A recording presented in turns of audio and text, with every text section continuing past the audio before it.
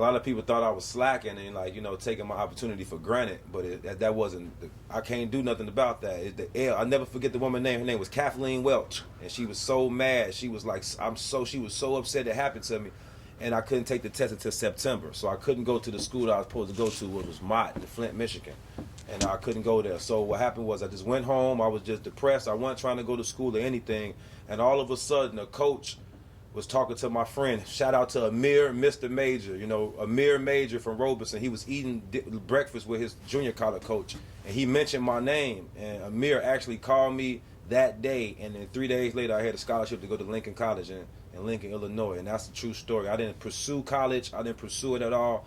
One of my best friends, Amir, Mr. Major, I tell him all the time he saved my life because a coach was talking about me at breakfast and said, damn, I wish I could find this kid, Mike Leonard, to come play ball. And he couldn't find me. No one had a number on me. This was pre-cell phones, none of that stuff. And just so happened he was talking to a friend of mine that had a number on me, and he called and found me. And so I went to Lincoln, and I went down there, but it was a culture shock, bro. I mean, honestly, it was only 55 blacks in a school of like 4,800. So I had my first culture shock ever. You know, I'm sitting there wearing throwback jerseys and stuff, and people walking right past me. I'm trying to get dressed for my confidence and stuff like that, and it didn't matter. So what that did was taught me about, you know, the different races and stuff like that. Taught me about really, you know, priding myself in my intellect, you know, in my conversation rather than what I had on my back and my clothes and stuff like that. So that's what Lincoln taught me. Even though they kicked me out, you know, even though I didn't get a chance to play but one game of basketball for them, I learned so much in those 2 years about myself and who I was. I knew one thing: I didn't want to go back to Chicago. So I went to Parkland College right down the road in Champaign. I went down to Parkland College. Shout out to my boy Mike Love for Inspired Brand. Butter Love, he was Inspired Brand. He helped me also, man. He showed me about how to go get my Pell Grant loans, which I knew. He called me down and just wanted me to come out and try out for the team. And I went down, tried out for the team. I love the game. I love basketball more than air. You know, so I went down to play for him. And the first time I wasn't that eager. I was like, whatever. The second time I went, it was a good run. He pulled me off and asked me, hey, I'll give you a scholarship right now. I was already 21 years old. It's my third college. It was my third college. I was kind of like skeptical a little bit, but I said whatever. He gave me a scholarship, and in 2 years I was top 30. You know, I went down to a All-Star game, the first ever inaugural All-Star game in JUCO. I got the All-Star. I got the MVP of. I had 30 points and 10 rebounds. You know, and that was a big deal for me because it wasn't even another player from Illinois in the whole game. It was a blur with me with my mom and my cancer. I can't say I had that much fun playing basketball. It was more like business. I didn't practice. I went from cancer treatments to class to practice to sleep, and in that order every single day.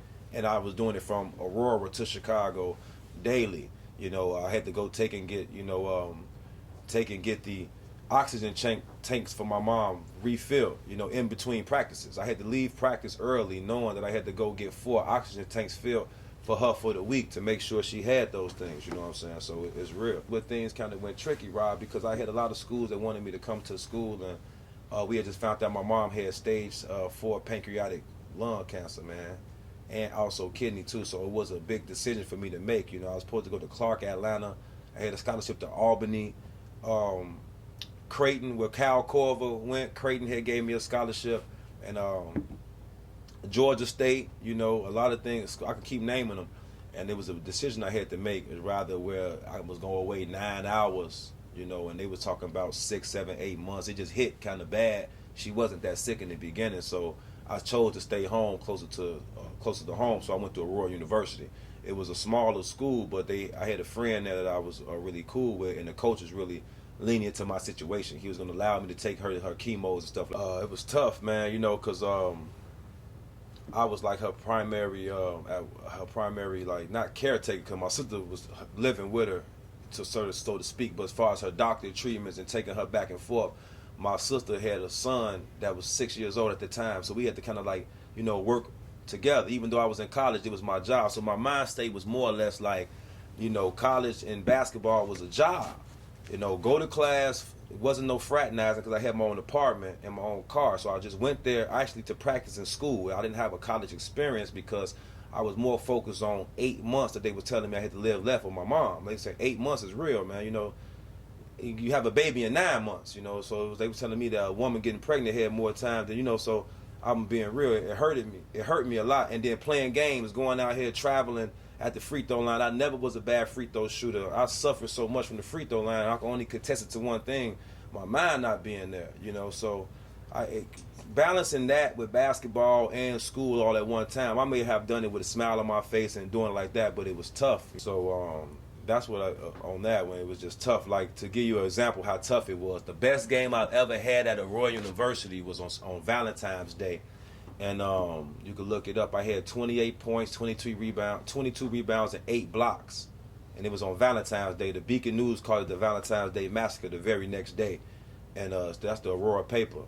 And I didn't even have a quote in that paper, you know. And you would think, like, why did you not have a quote in your biggest game? How couldn't you have a quote? All the reporters was down there.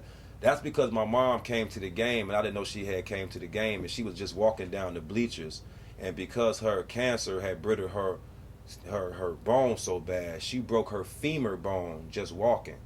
And if anybody know how tough a femur bone is, you will know that that's how brittle the cancer had my mom, because she was just walking down the bleachers and snapped her femur bone. I never knew. They would surprise me at the game. I was already doing work when they got there, and they were saying, your mom broke her leg. I said, not my mom. You know, I'm like, my mom ain't broke her leg. I'm trying to go to, I'm really trying to get my interview, and I'm seeing 4 reporters. Like, I know I got to get him a crazy quote.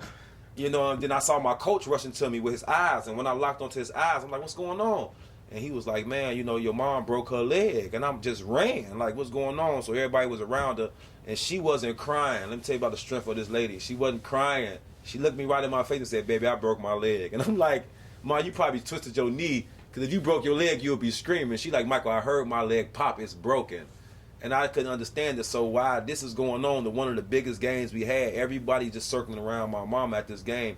And honestly, when I say graduated, I mean graduated as I passed college. I really didn't walk across the stage. My best friend, Larry Booth, he walked across the stage, but my mom couldn't make it because of her cancer. So I really didn't want to, if she couldn't see me, I really didn't want to do it.